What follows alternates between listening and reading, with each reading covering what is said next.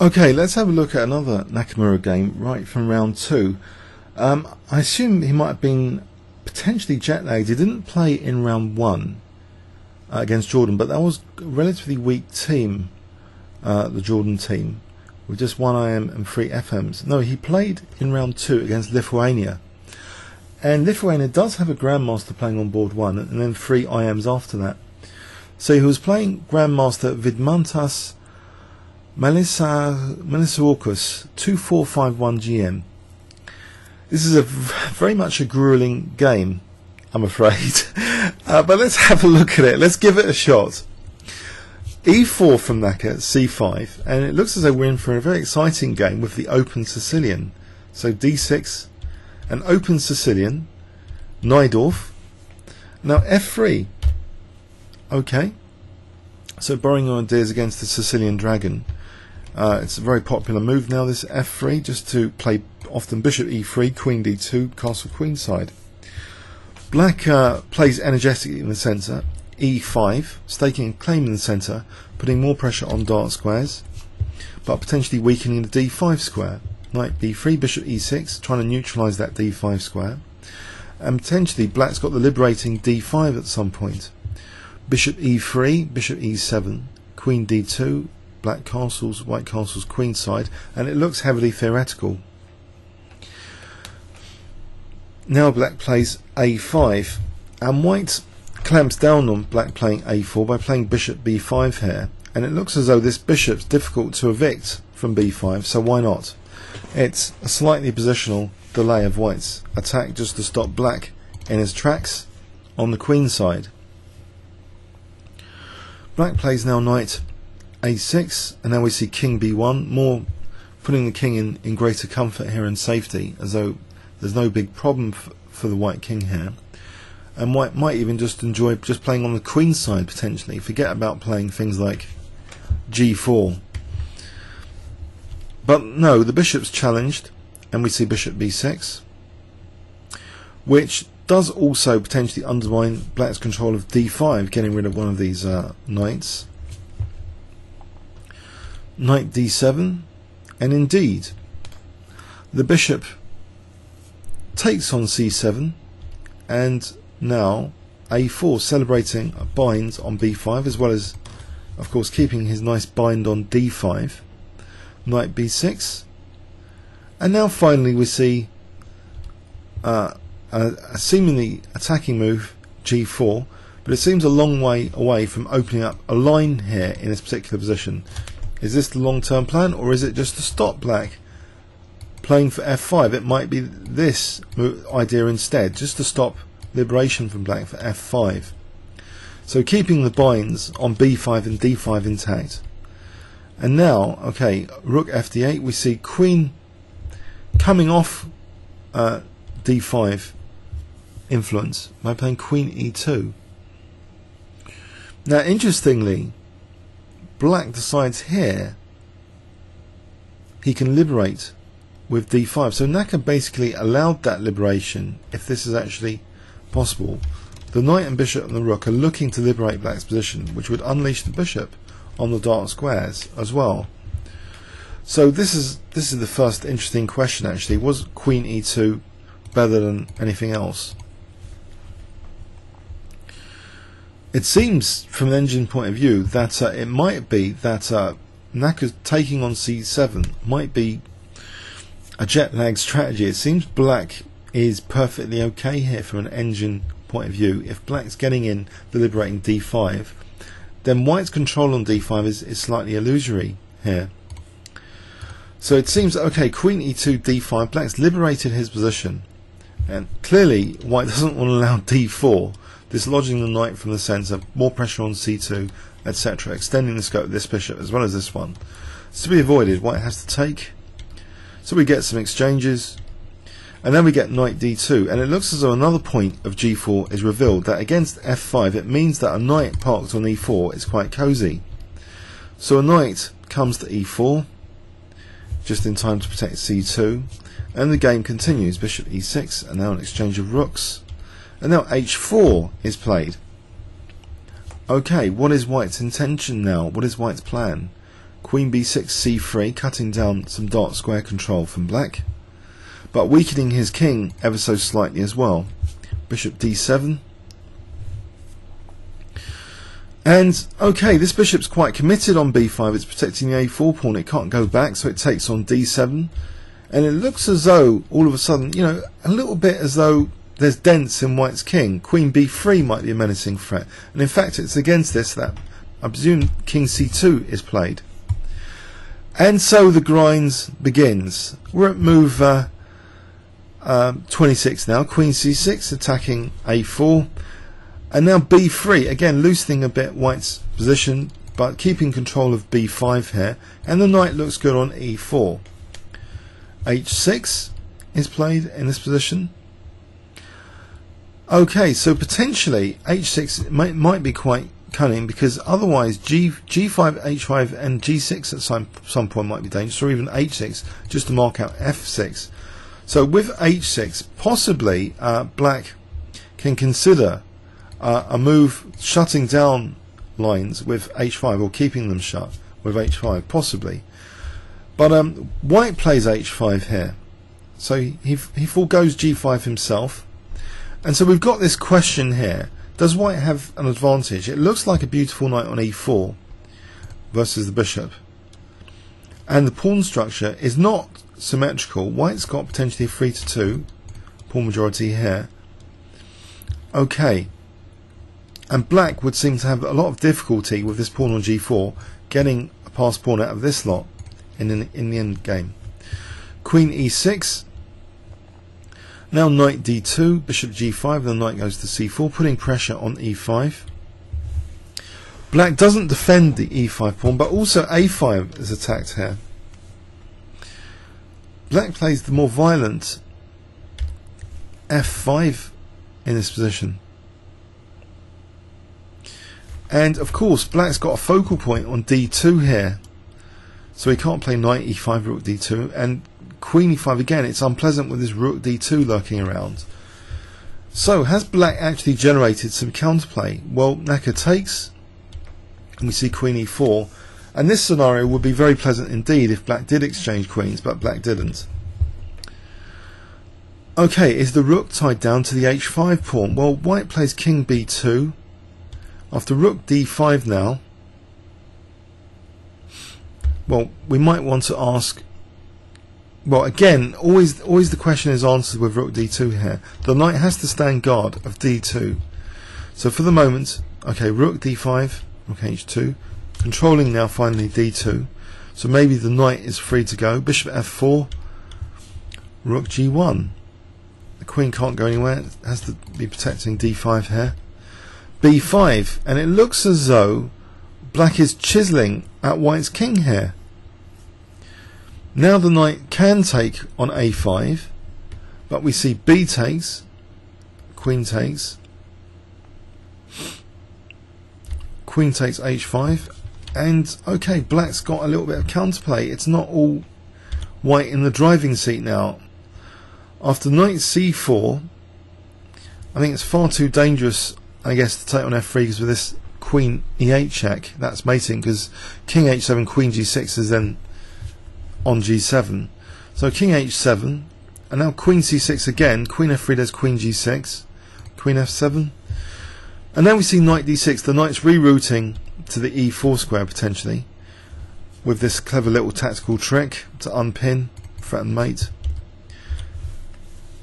So white's got a 2-0 pawn majority now, and black's pawns still don't seem that mobile. Bishop E7, C4. And okay, we're at move 44 now. Let's just see what happens. I'm going to play moves quite quickly now. Shuffling. If queen F3 does queen E5, sorry, queen F3, not queen E5, queen D7, so queen F3 is not possible here, so the rook moves. So now queen F3 or rook F3 is possible. Knight F2, forcing actually, bishop takes F2, okay. Now in this position, at move 48, queen H4, and it looks as though queen D4 is a major threat.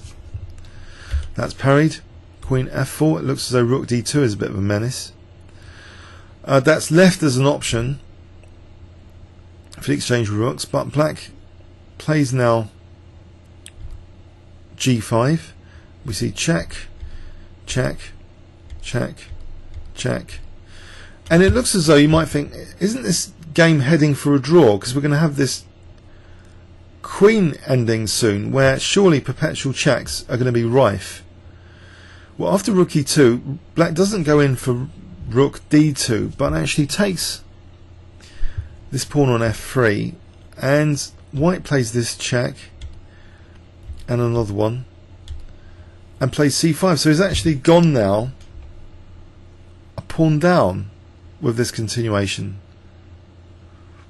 So isn't black actually potentially better here, or is this pawn marking out some advantage for black? No, from an engine point of view, engines like black's position here on brief analysis. Black is a pawn up, and it looks as though he can start pushing his own g pawn here with g4 without too much trouble. Say rook h2, rook h3.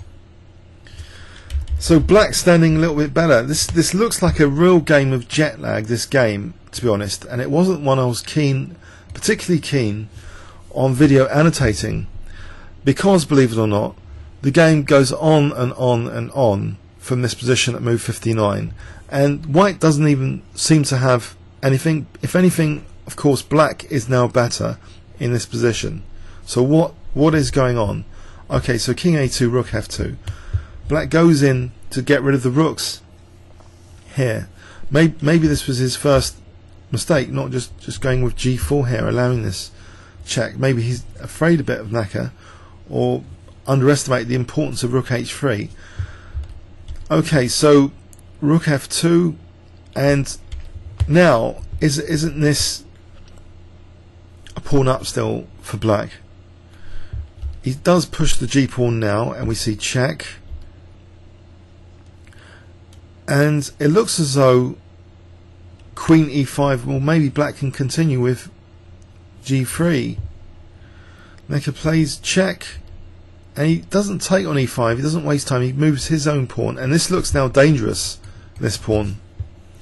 So that's queen b6. It looks as though setting up at least perpetual checks if c7. But no, queen d7 is played here. Queen b5, pinning the pawn. Queen d6, unpinning. Check. And now h5. Queen d5. Queen b6. Check. And this pawn is only 2 steps away. Actually, it's a very dramatic position here at move 70. Check. Check. And now b4. Trying to put 2 pawns together over here, but g2 just 1 step away from queening. Check. Taking h5. At least these are equal on pawns. Check. Check. And he's behind his pass pawn now. But there is this technical detail of black queening here. Check. And he lets black queen first. Check. Doesn't rush to queen himself. Plays this. Check. And now he queens. So we've got a situation with 4 queens on board. And okay. Looks as though one of the queens surely is about to come off after this check. And in fact it does. So does white have anything going here? Let's look from an engine point of view now at move 84. Engines think it's about equal with best play, but Naka knows he's playing against humans. That's why he plays unusual stuff in openings and tries to grind out wins sometimes. And he's treating this as a team event. He wants to win not just for himself but for his team. So amazingly, the game carries on. Check, check, check, check, check, check, prompting e4 there, which looks dual purpose to get the pawn queening and parry the check. But white now has white grinded something here from this pin. Black's going to have to waste time unpinning, and white's also now got this threat of queen c6 to accelerate his own pawn going up the board. King f4, and now we see king c1, as though, hang on a sec, white's going to have his cake and eat it. He's going to not only stop this pawn but also get his pawn up. e3 king d1. We see some daylight here for white, getting actually an advantage again, unless he's going to get mated on d2 by accident. Okay, king e2, and the queen is controlling the a2 check square here, and now we see check, check, check,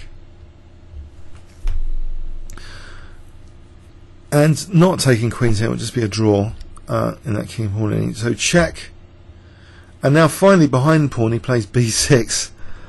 Black must be starting to feel ground down here, and in fact he's for the first time going material down now after this check, and it looks bad. At move 100 he's now a pawn down, and it starts to look as though white can win this. In fact, what does an engine think of this position? Is it actually a forced win now for white with best play? White's got a technical advantage of 1. It looks as though there's a lot of checks to parry here coming up. Check, check, king e6, and we see b7, check, check, king b5, check, and this is the final check. Now queen c4, and black has to resign.